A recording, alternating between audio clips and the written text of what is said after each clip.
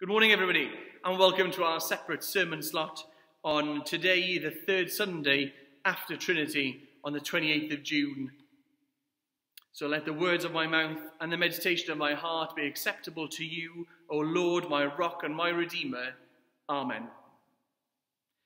It is really excellent to be able to speak to you all again today from St. Giles's.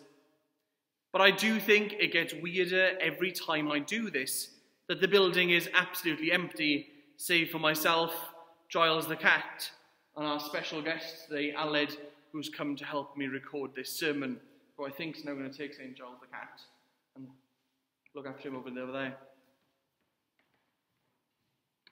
One of the biggest reasons that I think it is so odd and strange is because it lacks one fundamental thing, which I think we do exceptionally well as a worshipping community here, and that is the welcome. It's impossible, in my most humble opinion, to not be bowled over by the warmest of welcomes offered and experienced by anybody who comes through those doors. But it doesn't just end there. There's a welcome in every single one of those pews, and afterwards there's even more welcome, with the obligatory drink and biscuits too, and genuine conversations that people ask, "How are you?" of anybody, and they really mean that. A real sense of hospitality and welcome that is at the very core of what we do here at St. Giles's. And it's got good foundations for being that way too. Not only because we're all very lovely people, obviously, who genuinely wants to offer that welcome and hospitality to everybody who comes through those doors, but as we've heard in today's Gospel reading from the Gospel according to St. Matthew, it is the core of what is expected of us by God, and we're told that very clearly today. Our Gospel reading is a very short one this morning. It's only 3 verses in length, but it's so packed with meaning and instruction that I think it's worth really listening in and unpicking it today. I'm just going to read it all to us to remind us of those words from Matthew chapter 10, verses 40 to 42. "Whoever welcomes you welcomes me, and whoever welcomes me welcomes the one who sent me. Whoever welcomes a prophet in the name of a prophet will receive a prophet's reward. And whoever welcomes a righteous person in the name of a righteous person will receive the reward of the righteous. And whoever gives even a cup of cold water to one of these little ones in the name of a disciple, truly I tell you, none of these will lose their reward." This is the concluding part of the missionary discourse in the Gospel, which is an extended discourse on discipleship and mission. But the emphasis at this point has shifted. It's shifted from the trials of those sent out to the responsibilities of those who host them. In just a few short sentences of power and compassion, we're challenged to think more deeply about what is meant by welcoming one another. It's only after we've done that we discover the reward that comes from the deep hospitality found in God's welcome of us. Today's reading focuses on the compassionate welcome or hospitality as a form of service to Christ himself. The list given to us can and should be performed by us all at any time, and is not confined to large heroic acts by those eligible for sainthood. Those simple, basic acts of kindness that we perform in genuine welcome of one another are all that God asks of us. We must look around us to see who is in need and then do something about it. The Christian faith advocates compassionate welcome that encourages us to trust, to be open, to share, to not manipulate others, and to live a way of life that is beyond personal gain. Our will to achieve caring relationships is within our grasp. Yet, all too often, if left to our own devices, we fall short of creating and nurturing the genuine relationships in which we develop into the people God calls us to be. Pride, ego, self-doubt, and their kin keep us from connecting with each other except in self-interested ways.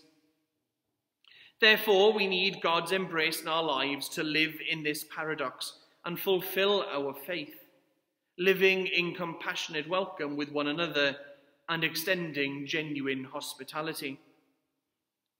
In these few short passages, Jesus helps us steer away from distorting others and ourselves through false dependencies, unreasonable expectations, and unjustified hopes. Compassionate welcome means approaching each other through God. This is how we recognize that genuine human relationships emerge from putting the grace-filled hospitality of God's love at the center of our lives and at the center of all our relationships. God's hospitality teaches us that close, loving, enduring relationships are to be valued, along with the distant and occasional ones, as difficult as the latter may be. This lively and sometimes maddening dynamic is the welcome Jesus speaks of in today's passage. Further, if we live into this welcome with each other, we will find the rich rewards of discipleship found in God. I remember being at the diocesan conference a couple of years ago now, when Bishop Stephen Cottrell came to speak to us. Some of you may recognize that name in more recent times, as these days, as he's now the Archbishop of York elect. And in the address that he gave at diocesan conference, he spoke passionately about evangelism and how these days we see it as a massive task and, quite frankly, a daunting and scary thought. One of the key takeaways from Bishop Stephen's address for me that day was that if every one or each church could do one small thing, by the time we add up all these little things that those people and those churches had done or are doing, that would amount to something truly massive and something much, much more than the sum of its parts. The same, I think, is true of Jesus' message of hospitality today. If we all play our part in whatever way we can, however small it may seem to us, when we add all of those small, simple, basic acts of kindness up, we perform in genuine welcome of one another, we really are fulfilling all that God asks of us. When I last spoke to you a fortnight ago, I talked about how heartened I was that every time I spoke to Jason, he sometimes had difficulty getting in touch with some of you because you're already on the phone to one another. And I'd like to add this week that it still seems to be the case, and I absolutely love it. And I said that I felt that this was a true outworking of unity and Trinitarian in its model.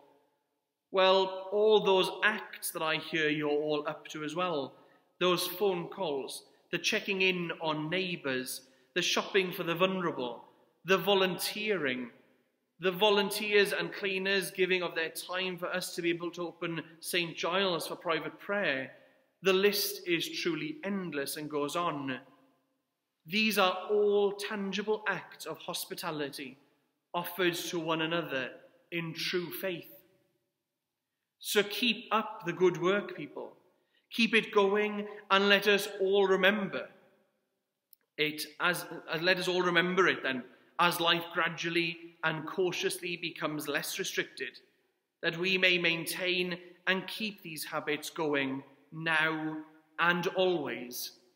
Amen.